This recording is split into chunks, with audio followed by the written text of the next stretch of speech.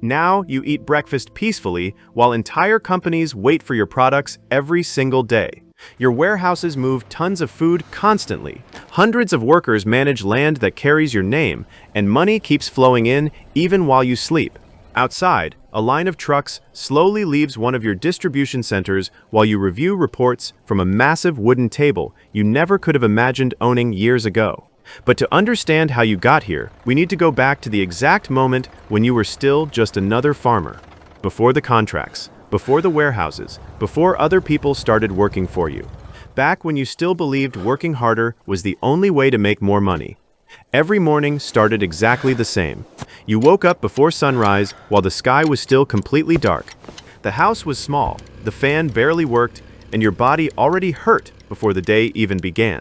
Outside, all you could hear were insects, wind, and the engine of an old truck that had somehow survived for far too many years.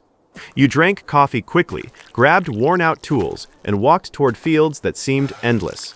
Hours under the sun, entire days repeating the exact same movements: plant, carry, water, wait, start over. And no matter how hard you worked, the money never felt like enough.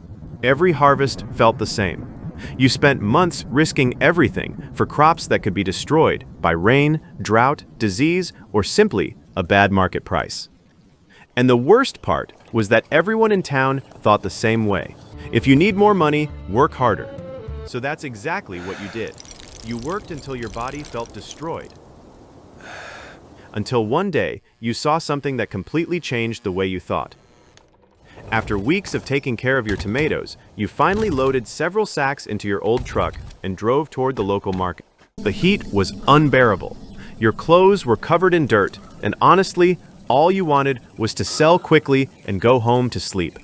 But when you arrived at the market, you noticed something strange. A well-dressed man walked between the stands, talking on the phone, while several workers carried products behind him. He didn't look stressed. He didn't look tired. He barely even looked at the products. He simply gave orders. Then something small happened. The man walked over to your tomatoes, asked how many sacks you had, made a quick calculation in his head, and bought everything in less than 2 minutes. No real negotiation, no effort, without ever touching the land you had spent months working on. Then he climbed back into a black truck, far more expensive than anything in your town, and disappeared. But the image stayed in your head, because something about it didn't make sense. You were the one planting the food. You were the one waking up before sunrise. You were the one risking everything. So why did he look richer than you? The question started following you everywhere. While other farmers talked about weather and fertilizer, you started paying attention to something else. The trucks, the routes, the warehouses, the supermarkets, the boxes, the people who never touched the soil, but somehow controlled where all the food went. And little by little, you began noticing something unsettling. Farmers worked, but other people controlled the business. That night, you opened an old laptop out of pure curiosity. And that's where everything began.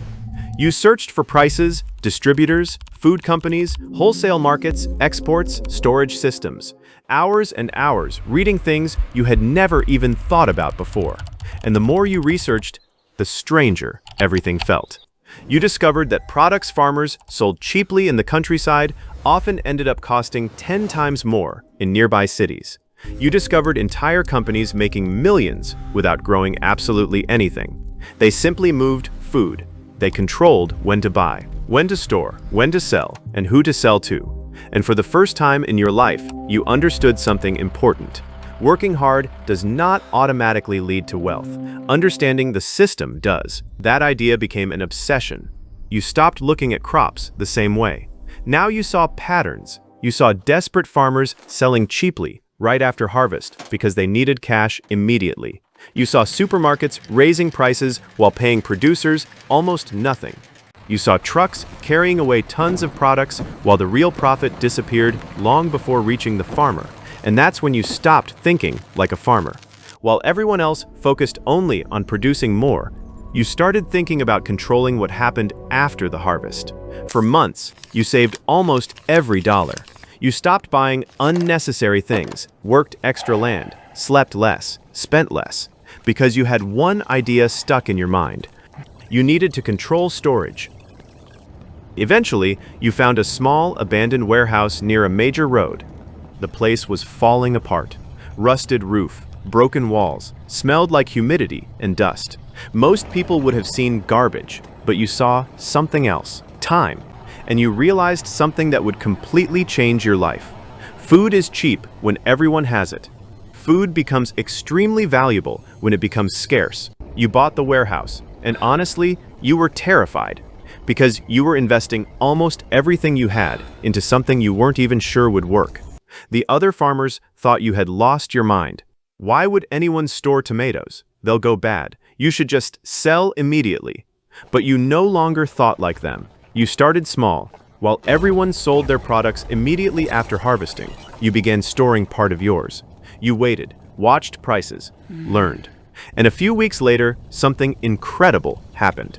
Prices went up, and for the first time in your life, you made far more money using patience instead of physical effort. That moment changed your brain completely, because now you weren't making money only by working. You were making money by thinking, and that became dangerously addictive.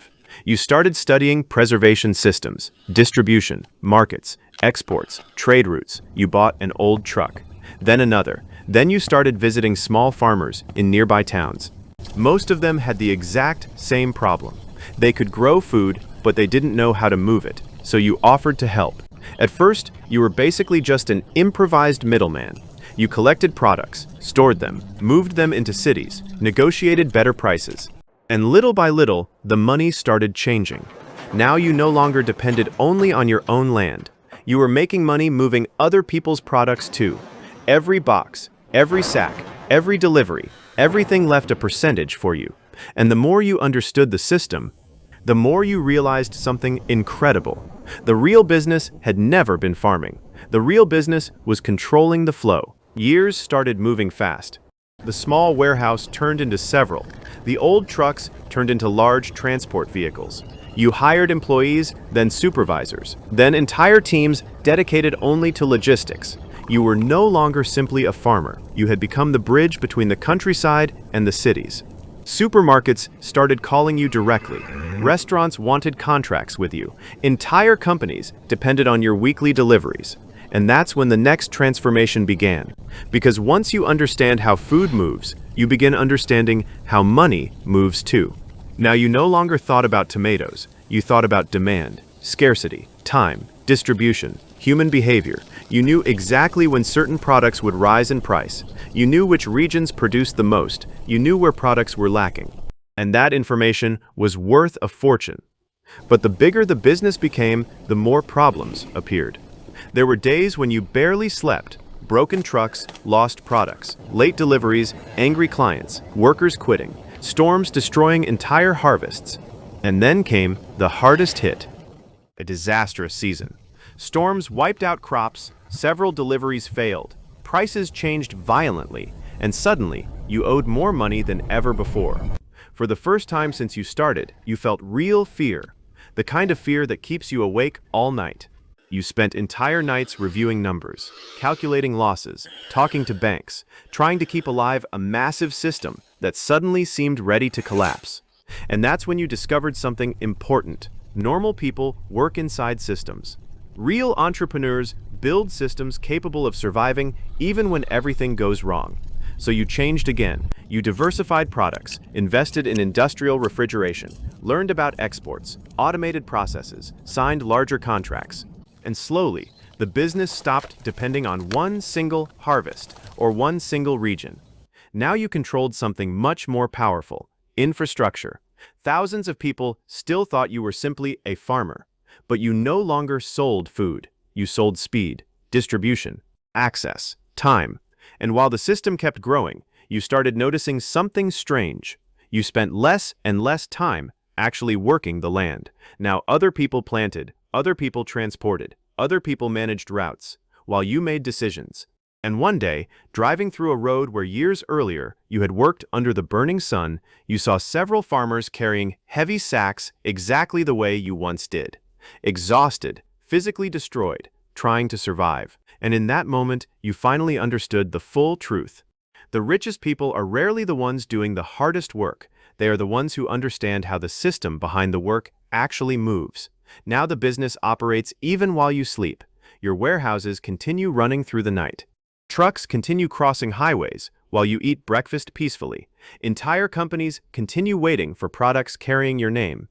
And the strangest part of all is that everything started the exact day you stopped thinking like a farmer.